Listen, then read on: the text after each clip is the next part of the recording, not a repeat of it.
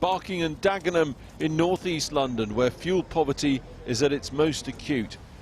We're scarcely into autumn, and already people are speaking openly about making the toughest of choices. People have to think about paying their bills, so therefore they can't afford paying for expensive food, and healthy food. It's putting pressure on everyone's budgeting, isn't it? I mean, it is, but then so is the fuel crisis, so is the pandemic. It's one of them things, isn't it? It's everything's coming at once. It is, and it's just more stress that people don't really need. And one man told us it's come down now to just heating one room. It means when I used to heat at least 2 or 3 rooms, I can only manage to keep one. Yeah. I'm shaking. Right. The price cap will hit around 15 million households across England, Scotland and Wales. The majority on standard variable or default tariffs will see their energy bills rise by £139 per year, while those on prepayment accounts face a hike of £153.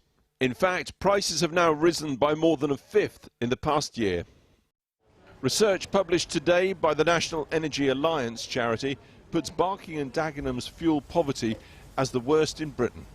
Well, the situation's bad nationally. We've got about 4 million households across the UK in fuel poverty, so are already struggling to afford the price of heating and power. Well, what people are pointing out here is what people will say across the country. It's not just energy prices are going up, but it's food prices as well. There's an across-the-board inflationary spiral going on right now.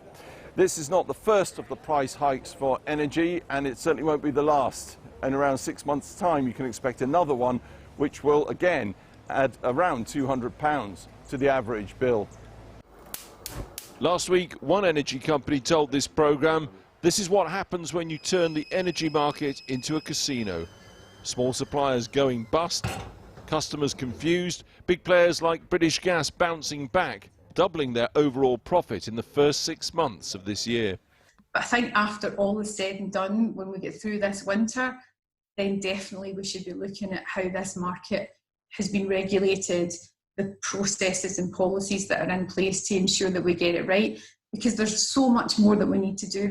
Industry bodies at one tonight with poverty campaigners in telling the government, insulate our houses and get the hell out of gas central heating. That is, of course, the answer.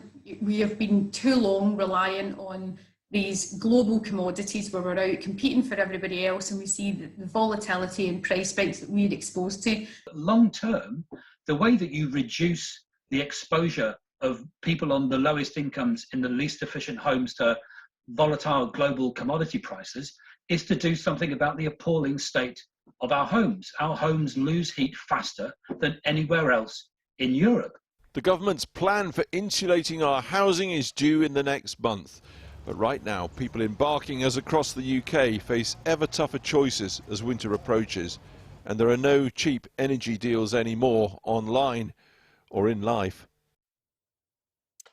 The Green Party has elected 2 new co-leaders who promised to win more seats in Parliament. The Greens have more than 400 councillors in England and Wales, but only 1 MP. Their sister party in Scotland is part of the coalition administration. Well, earlier I spoke to Carla Denyer, who along with Adrian Ramsey now leads the Greens here. I began by asking her about the hike in energy prices faced by us, the consumers. Yeah, it's shocking, the announcement that's been made. Increases of 12% affecting millions of people in this country at a time when many people are already struggling to pay the bills they've got. The Greens want to bring in a suite of policies that we call the Green New Deal, which will help wean society off its dependence on fossil fuels by, for example, a mass insulation project of homes that will reduce bills, give us warmer, more comfortable homes, reduce our energy bills and reduce our carbon emissions. This is all going to cost an awful lot of money. So if we're talking about poverty, about people not being able to make ends meet, in the short or medium term, your solutions will cost the average household an awful lot of money, won't it?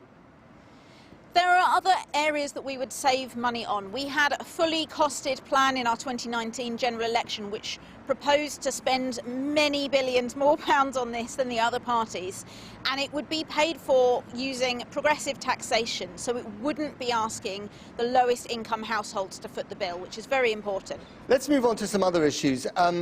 Insulate Britain protest group are now in their 10th day. Do you agree with what they're doing, blocking the M25? Well, I certainly share their concerns about the problem and share many of their aspirations about what they want to see done about it. A mass insulation scheme is exactly what the UK needs to reduce energy bills, which of course we've been talking about a lot today. And I think that there is a place for protest and direct action in any democratic society. It's a healthy part of the political discourse. It doesn't mean I necessarily... But what about blocking the M25? I mean, blocking the M25... A lot of people are very upset by that. They're already stuck in traffic trying to get petrol. They're now stuck in more traffic trying to get around the ring road. Yes or no? You've hit on a key point there, that actually people are often stuck in standing traffic most days of the year already. So how much difference is this really making? But look, I'm a Green Party politician. I'm not out there on the motorway. But the public is also looking to people like you, Green politicians, in order to get some of an idea of where you stand on these protests. So I'll ask you again, would you encourage them to carry on, or would you tell them to stop? What I would say is that, you know, we're talking about this here on the news. You're the fourth or fifth person to ask me about their protests today, which means that we've been talking about the need to insulate homes on all the major news channels today. So that's probably what the aim of their protest was, to raise it up the political and news agenda. So I would say that probably by their metric they've succeeded. Carla Denyon, thank you very much. Thank you.